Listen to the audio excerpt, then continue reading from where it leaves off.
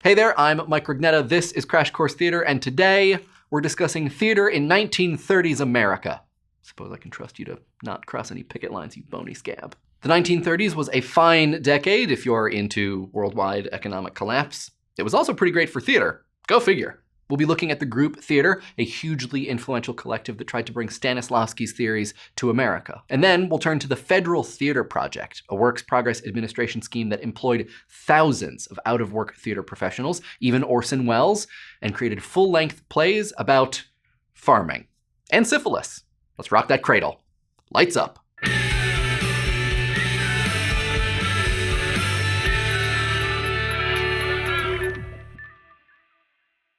The group theater was founded in New York in 1931 by Lee Strasberg, Cheryl Crawford, and Harold Clurman, three kids with guts, hearts, and a pretty all-encompassing interest in creating a socially conscious, politically motivated theater embodied in a naturalistic style of acting that felt right for modern life.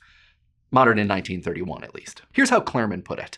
Our interest in the life of our times must lead us to the discovery of those methods that would most truly convey this life through the theater. They wanted to form an ensemble as unified and skilled as the one Konstantin Stanislavski had created at the Moscow Art Theater because they were super fans of the Moscow Art Theater. So in 1931, they convinced the Theater Guild to give them $1,000 and permission to rehearse a new play in Connecticut. They gathered up 28 actors and got to work, calling themselves the group. They rehearsed Paul Green's The House of Connolly, a tale of romance on a plantation. Green was one of those white writers who won prizes for writing in black dialect, while black theater struggled to prove its legitimacy on the world stage. The Theater Guild said that they would fund it if the group fired a couple of their actors and restored the original downer murder ending. The group said no, collectively, and Eugene O'Neill stepped in with a little cash. The play was a critical success, but not a big financial success, because the group was too idealistic to care about box office. That would eventually become a problem. Listen, I know that y'all want to do it for the art, but take it from an actual theater professional. Me, sometimes you got to do it for the money in order to do it for the art.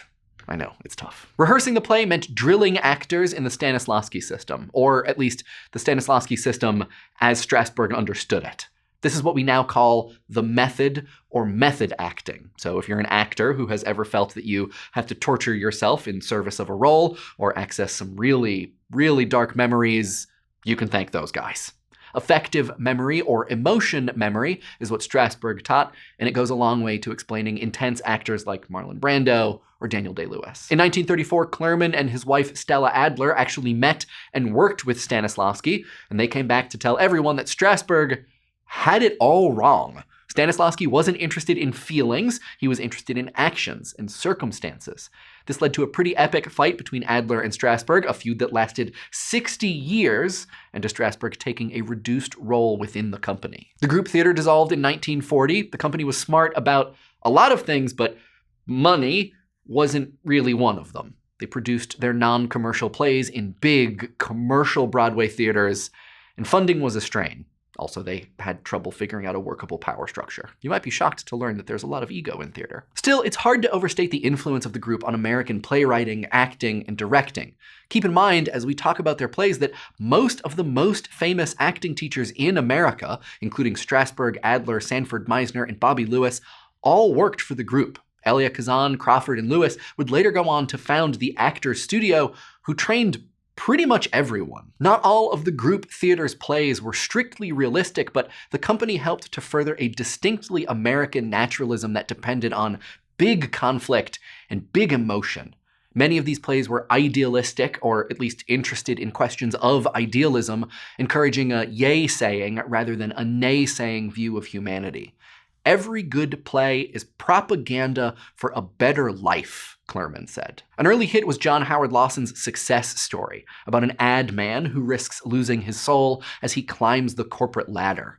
And the group had a rare financial success with Sidney Kingsley's Pulitzer Prize-winning Men in White, a story about heroic doctors and their coats at a New York City hospital. But the playwright most indelibly associated with the group is Clifford Odets. Odets had joined the group as an actor, and he'd been begging for them for years to stage one of his plays. And the group was like, no. And Odette's was like, no, you guys, it's Awake and Sing, come on. And the group was still like, no. Another company staged his play, Waiting for Lefty, in a benefit performance, and it was a huge hit. And the group was finally like, Cliff, baby, let's do some shows. Odette's plays are talky, scrappy, heartbreaky dramas of the American immigrant experience. Conflicts typically arise from the tension between tradition and family, and what characters feel they owe to themselves. As the grandfather in Awake and Sing says to his grandson, wake up, be something, make your life something good. For the love of an old man who sees in your young days his new life, for such love, take the world in your two hands and make it like new. Odette's characters speak in contemporary, dialect-driven speech, but this ordinary language can soar into a kind of poetry when the characters are moved, sometimes by desire, sometimes by oppression. Waiting for Lefty had its historic premiere on January 6th, 1935. Is it theater or propaganda? Yes. Help us out, Bubble. The play is based on an actual 40-day strike among New York cab drivers in 1934. They were hoping for fairer contracts. As it begins, a corrupt union boss is trying to convince the drivers not to strike. The drivers are waiting for their chairman, Lefty. This was before Godot, when you could still wait for stuff and not have it seem derivative. The audience is positioned as other drivers at the meeting, and often they're addressed directly. Joe, one of the drivers, gets up to speak, and the scene shifts to Joe's apartment the week before. His furniture is being repossessed, and his family doesn't have enough money for groceries, but even though they're struggling, his wife tells him to stand up and strike. In other vignettes, other characters resist oppression. A lab assistant refuses to spy on his boss and punches out the company's owner. A young driver tries to hold on to his girlfriend, though her family disapproves. A Jewish doctor is discriminated against and then radicalized. Back at the meeting, one man, a veteran of another strike, tries to discourage the workers, but he's outed as a company spy. Then, another man runs in and tells everyone that Lefty has been shot dead, presumably by the taxi bigwigs. An organizer turns to the audience and asks, well, what's the answer? On opening night, a few of the stagehands shouted, "Strike!" The audience started shouting it too. When the play finished, they were so moved that they stood up and clapped and stamped for 45 minutes through 26 curtain calls until they were removed from the theater, and then they kept it up on the street outside. Strike! Strike! Thanks, Thought Bubble. That was inspiring.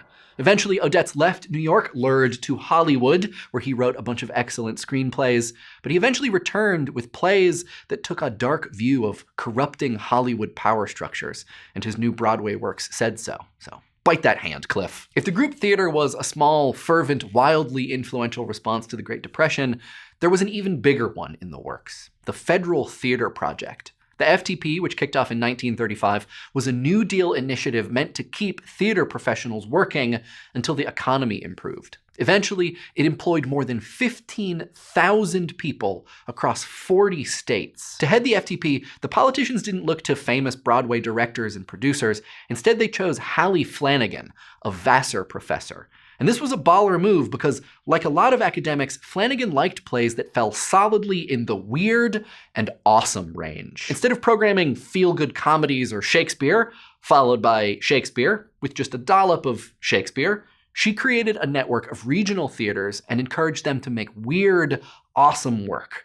But, okay, there were some classic plays too. In its 4 years, the FTP sponsored hundreds of distinct productions, most of them open to the public with free admission. The FTP was not expected or required to turn a profit, which was good news because no one had any money anyway. Susan Glaspell, who you maybe remember from our episode on American Moderns, headed the Midwest Bureau, not a trifle. The expressionist playwright Elmer Rice headed up the New York office. The FTP also created units of the Negro Theater Project in 23 cities. The New York unit was originally headed by 2 white directors, John Houseman and Orson Welles, though they were replaced a year later by 3 black directors, Edward Perry, Carlton Moss, and HFV Edward.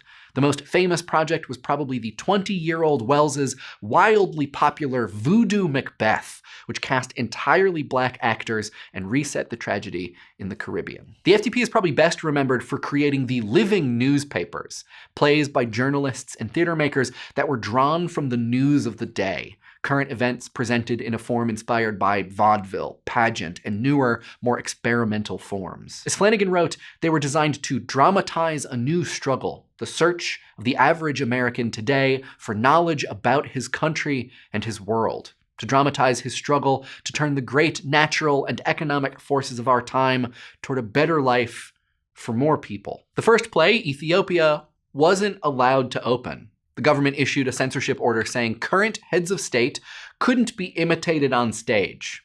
Man, good thing we got over that anxiety, huh? AAA Plowed Under explored the rights of farmers. 1/3 a Nation was about a housing crisis. Spirochete was a fun play starring syphilis. Often these plays were narrated by a little man.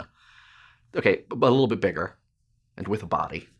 The little man was an average Joe, here to learn about power or poverty or VD. The FTP ran until 1939 when it was canceled because it had run through all of the money that it had been allotted and because some politicians weren't too crazy about the living newspapers and the leftist content they provided. Strike, strike, strike. By 1940, the group and the FTP had dissolved, but they'd left a lasting impression, both on the style of American writing and acting, and the network of regional theaters in which these American plays could now be performed. Next time, we're heading back to Europe for some not-so-political theater created by the actor, essayist, playwright, genius, and occasional madman Antonin Artaud. It's the theater of cruelty. But until then, curtain. With compassion. Crash Course Theater is produced in association with PBS Digital Studios. Head over to their channel to check out some of their shows like The Art Assignment. The Art Assignment is a bi-weekly series hosted by curator Sarah Urist Green. Sarah highlights works, artists, and movements throughout art history and travels the world exploring local galleries and installations. Crash Course Theater is filmed in Indianapolis, Indiana, and is produced with the help of all of these very nice people. Our animation team is Thought Cafe. Crash Course exists thanks to the generous support of our patrons at Patreon.